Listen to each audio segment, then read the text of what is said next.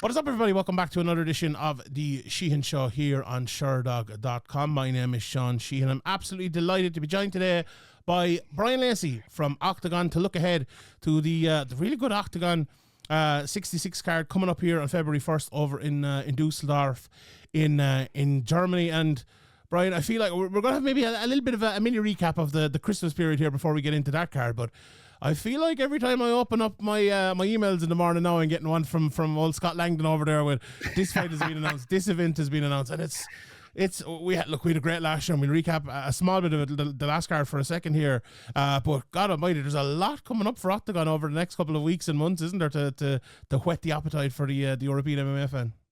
Yeah, without that. Firstly, Sean, it's great to see you survived the storms out there, and our thoughts have been with our Irish brothers and sisters during this difficult time. So, yeah, but the card is, and the cards are coming thick and fast, and also a lot of new cities, which is exciting for Oktagon. Dusseldorf to start with, Caho as well, Trinets. All these cities will be the first time Oktagon has ever gone in there, and big fights. And very good ticket sales already. Dusseldorf sold out. Trinets, I think there's less than 1,000 tickets left. Caho as well. That's a brand new city for us, and it was kind of it's famous for lots of other famous people going there, and it's their kind of Kansas city.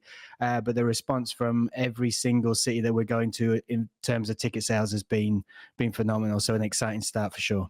100%. I suppose. Look, we'll be looking at the card here. We'll be looking at the middleweight tournament that's coming up, obviously, which is starting here. We'll talk about Will Flurry in a second, but just announced this morning that Vemola versus V3 is happening as well, and I know that's been such an important now trilogy, I suppose, for Oktagon over the years, and obviously V been away for a very, very long time after winning the first, and we know what happened obviously with Vemola last time up, but that's a fight. And we'll talk about it obviously when the Oktagon 72 happens in a couple of months' time. But that's a big fight for the promotion as well. Looking ahead to that, and in a big stadium as well, Bryan. Yeah, going back, and again, one stadium this year, that'll be enough, I think. You never know with Pavel and Andre. They might squeeze one in before the end of the year as well. But last year was the revenge for Carlos Vemola. That was in the Eden Arena, sold out. It was our first experience of doing a stadium. It was the rematch from Oktagon 15 between these two, a long time in the making. Both are looking likely that they are going to hang their gloves up with this one. So it's almost full circle as far as the story.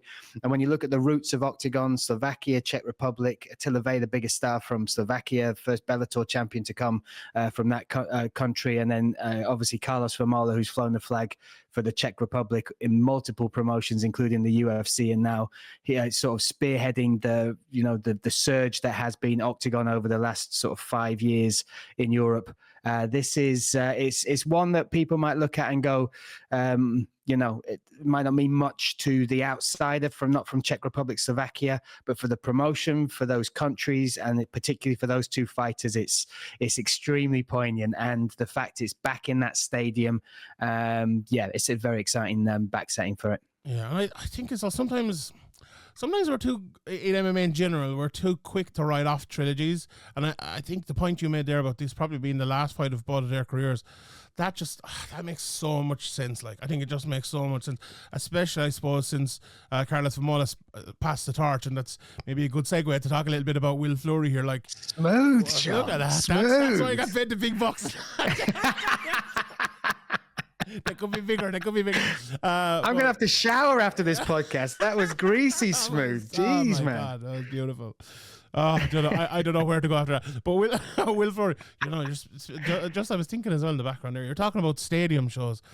Will Flurry is from Tipperary, and I don't know how well you know Tipperary or not, but Tipperary is where our beautiful Irish game of hurling was made up, and because of that, there's a big stadium in Tipperary, in Thurles, like probably some would call it maybe the second best stadium in GA Stadium anyway, in Ireland. So I'm like, I don't know, like it might be perfect to bring. You never know. You never know. What can you just imagine the graphics dropping for a show in Tip? I'd be down. I'd be 100% down for that. Let's do it. But what about Will, though? Like, the performance against Carlos Vemola was absolutely amazing, first of all, and then he's moving to heavyweight to fight for the heavyweight title. Like, I remember, I don't know, was it myself and you, or myself just by myself on another podcast? I was talking about Will maybe going down, and he had been talking about kind of going down as well.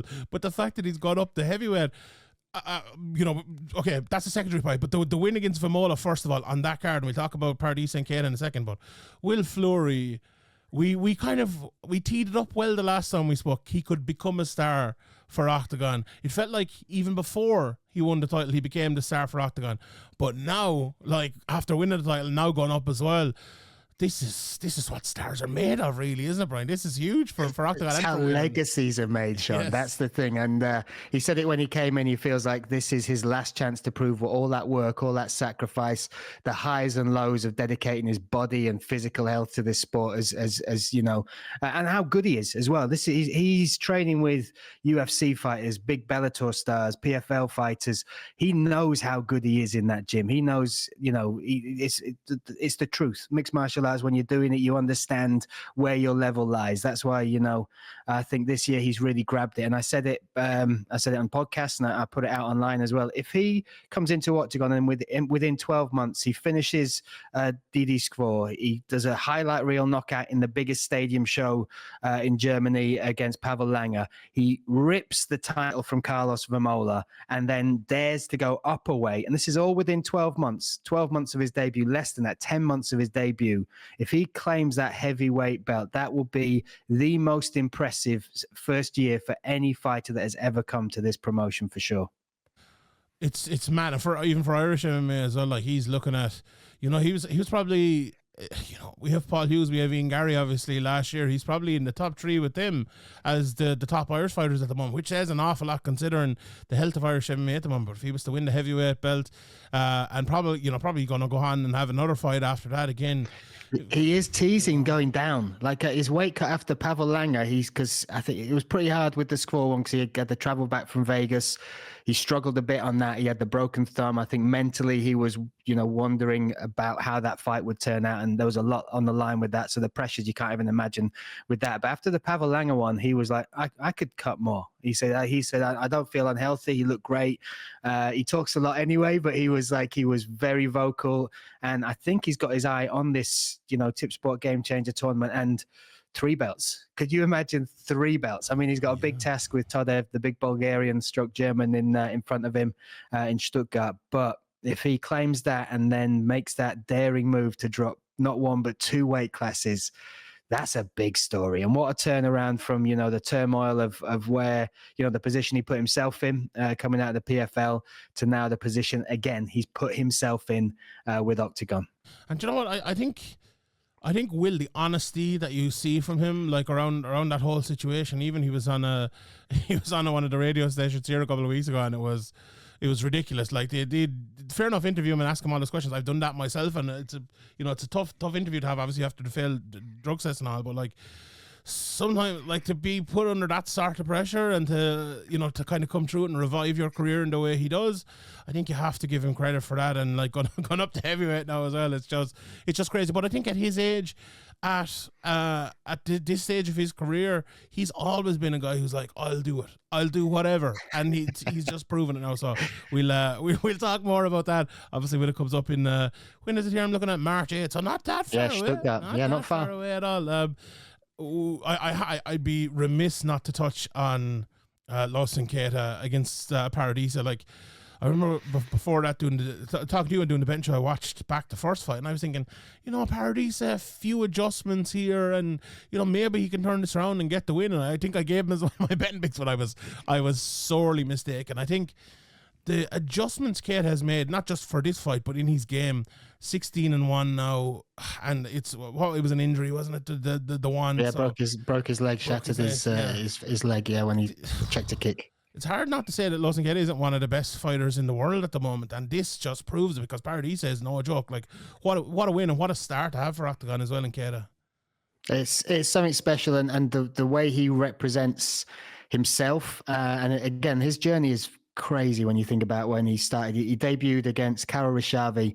A month before that, he was in prison. He was in prison for a street altercation that had happened a couple of years before. It all came round, and he looked at his life, and again, coming from where he comes from and having the people around him,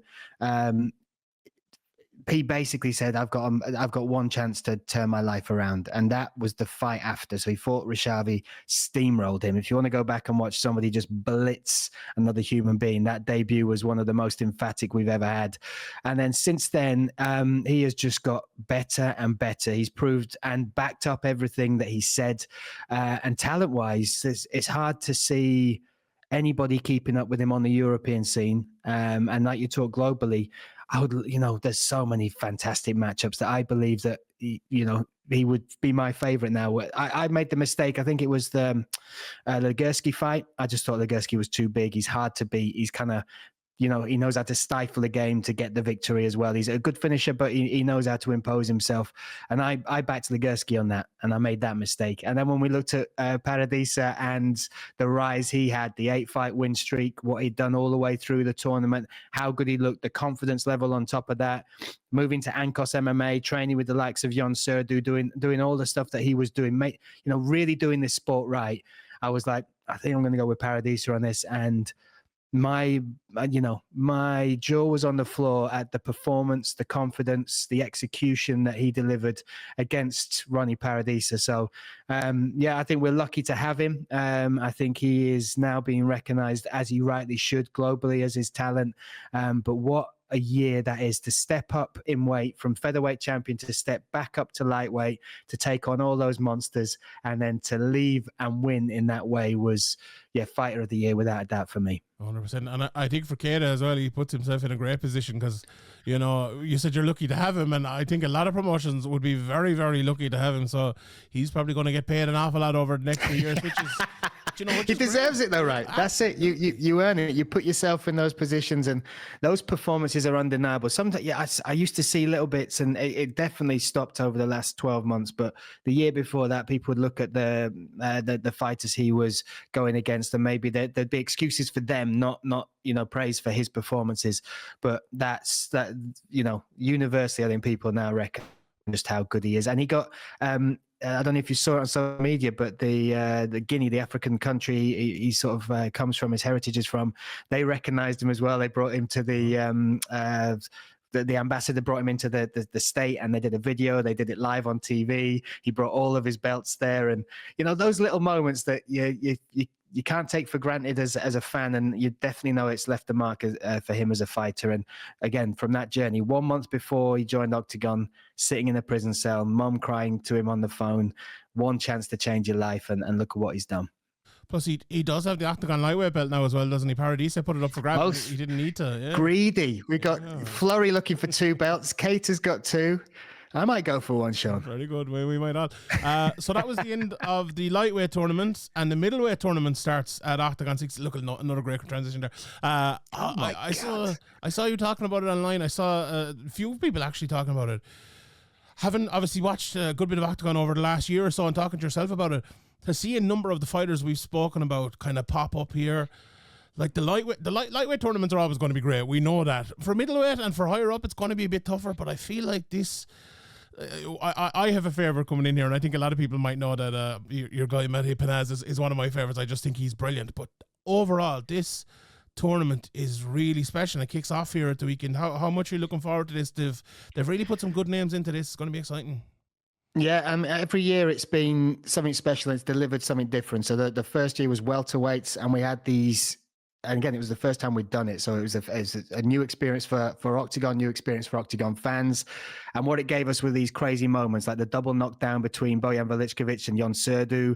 You had these stars coming up and through that we'd never seen, like the inverted omoplata from Glisman. Then you had people coming up and through like Michaelides.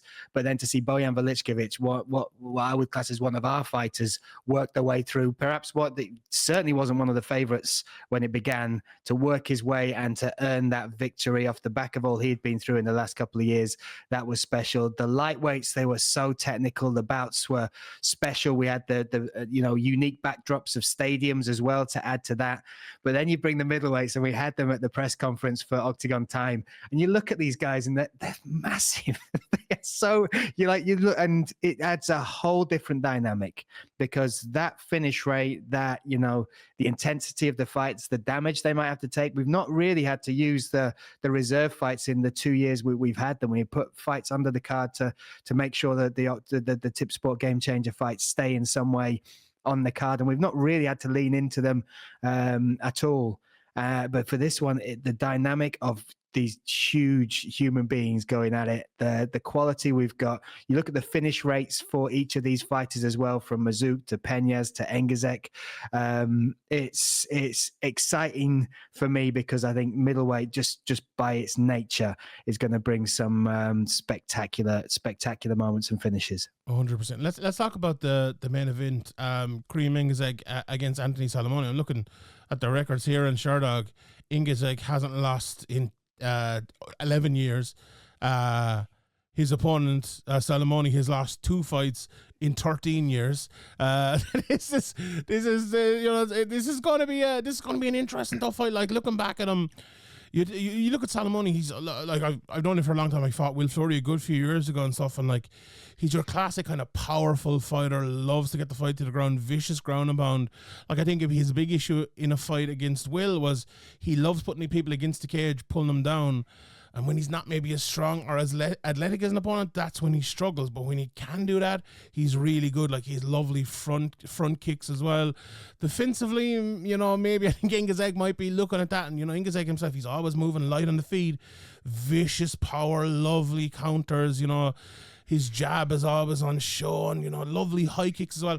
And one thing, watching that Kienzle fight back, he's still going in the 5th round, like throwing combos, throwing kick combinations, even he got taken down by Kienzle a couple of times, and that'll be an issue obviously coming in here, but he got up and he didn't jam his cardio, and he was, as I said, still going in the 5th round. So look, is it a case of Salamoni trying to take him down, Engizek trying to keep it on the feet? I think it might well be, but these two guys are well-rounded enough to not allow it to be that simple. It's an interesting main event to kick off the tournament, Brian.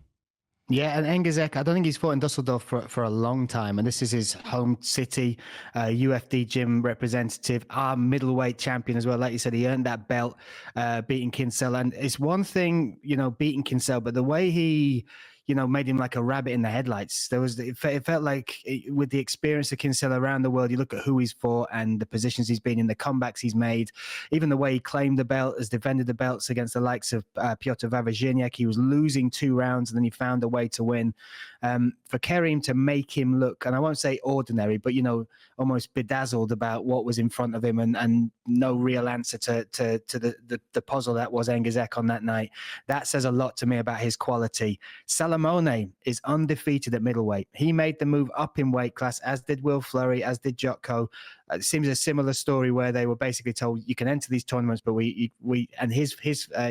I've spoken to I've watched his interview, and he said, I was given 2 options. I could be a welterweight or I could go up to light heavyweight.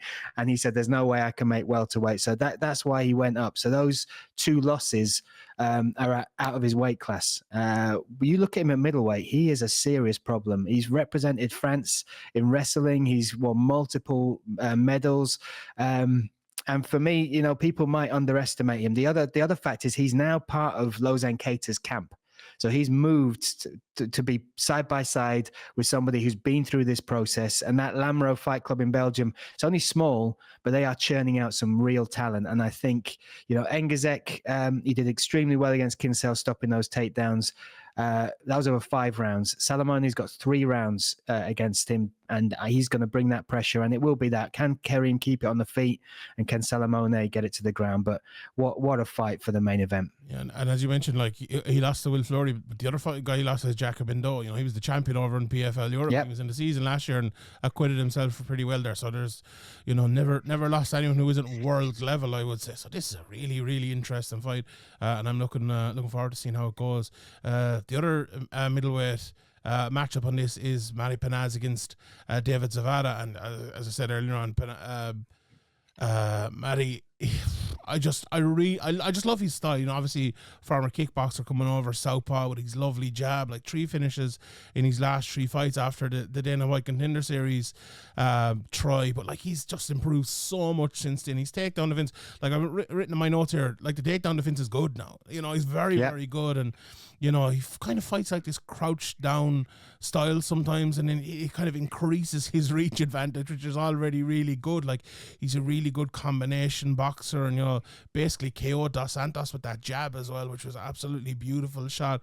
Look, just got caught in the Contender Series, and everyone's going to be looking to wrestle him, but then you put him in there with David Zada, and looking at him like this guy's a boxer. Like, and he's very much a boxer guy, and you know, he's an interesting guy. You watch his fights and he's kind of the slower side, but then he kind of lets people come in, and you know, he does take a shot to give one, but very, very dangerous. And you know, you'd have to favour Panz from my side of it, obviously coming in here, but a guy like Zavada, who is well able to throw his shots, who's been in there with some really good guys, like he's fighting Magomed Karamov, Carlos Leal, Ramazan Imiev, like he's beaten Abubakar and Magomedov over in and Engizek. He's beaten Engizek before as well. And he's no joke at all coming in here. Yeah, he's and he said openly, he said, look, Mate, without a doubt, is the better striker coming into this. He said, but no one's really tested him on the ground, and that's what he's going to have to look to do. It's hard, though. It is so hard getting past that reach of Panz. I talked to Carlos Gracia after he fought him, and he's a European K1 champion, and he said he's got a very good judge of range, and he said he was like, even you know, giving the space for the long reach that Panz has got. The way he closes that distance, the power he's got at the end of the shots, the technique, he said, it was, he had no idea where the punches were coming from. Panz, as well, as trained over at All Stars in Sweden. He's been, you know, the big focus on that is about the takedown defense, the wrestling, the grappling, being able to keep it in his world. And I think that did him a huge amount of favors in his evolution as a mixed martial artist. And then for me, the fight that really stood out was his fight against Matthew Bonner. Bonner never been finished in mixed martial arts, and legit, absolutely legit. You look at the accolades he's already got, you look at where he is in his career, and he spoke afterwards about Panz. He said, I underestimated how good he was. So I think for many, and even for me, like the lot of the spotlight will be on Engizek coming into the whole tournament. But I think keep your eye on Mate Panz, because he's been a year out, a year recovering from an injury, but also getting better, getting hungry. And he is so dangerous. So Zavada's got his hands full. If he can get it to the mat, that'll be interesting. But it's hard not to favour Panz coming into this. Yeah, I think he's my favourite for the tournament. I have an awful soft spot for him. I just love his style, and I think he'll be hard bet, as we'd say around here. Let's just touch on a couple of the other fights. You know, we talked about lightweight and the championship belt being with Lois and Keda. Lomeli Askiev against Damian Lapis here is a very, very interesting fight. Lomeli's won his last 2 in a row. Lapis has won his last 2 in a row. When you see the name Lapis, you know, well-rounded, well able to choke you out, well able to knock you out. You know, Lomeli on the other side of it, then he's a big knockout artist, a lot of finishes in his career, but a very, very good wrestler as well, and a lot of them kind of ground and pound. But a good kickboxer, uses all the limbs effectively, as my friend Sean Denny once said to me. And he's really good power. This is an interesting fight because the pressure fighter of Lomeli as well, the kind of the hands down. I remember taking notes of him before and said he reminded me of Artem Labov a little bit at times, the way he comes in. That makes for a very interesting matchup with Damian Lapis, who's been there and done it and been around the block an awful lot. This is, the winner of this will be right up there, Bryan, won't they? And the fight itself, I feel like they might have to wait a few months after, because I think this could be a violent one. Yeah, I think I totally agree with this. And I think one of the interesting things for me with this fight is Lapis is massive at 155, whereas Lomeli doesn't cut a lot of weight to make 155. A lot of his career was at 145. So will Lapis be able to use some of that size to control the technique and just the quality of Lomeli Askiev? Both have only had one fight in this promotion, and like you said, with this, whoever steps up and over, that's a huge victory. And we've just had the lightweight tournament. We've got Cater with 2 belts on his shoulder. Lots of people looking to see what will happen with those titles, what will happen next.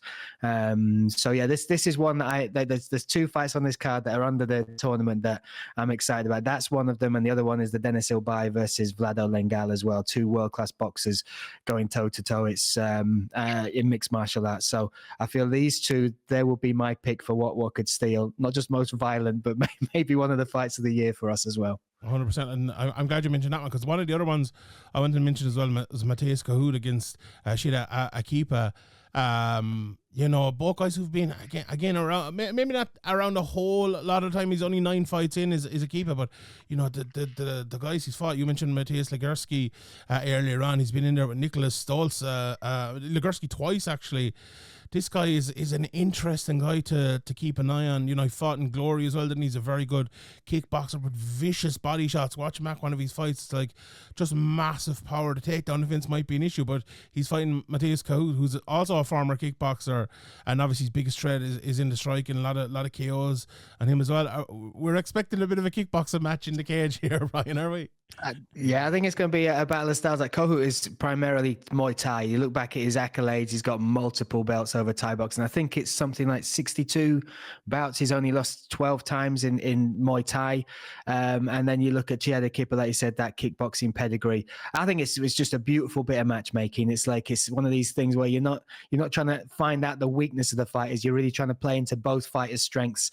Caho is excellent in the clinch with the elbows up against the cage. We got a vicious knockout, I think, a year ago against Ardar Adash, which was straight off. It was very much like Matt Brown, the Matt Brown knockout, bouncing off. Yeah, exactly.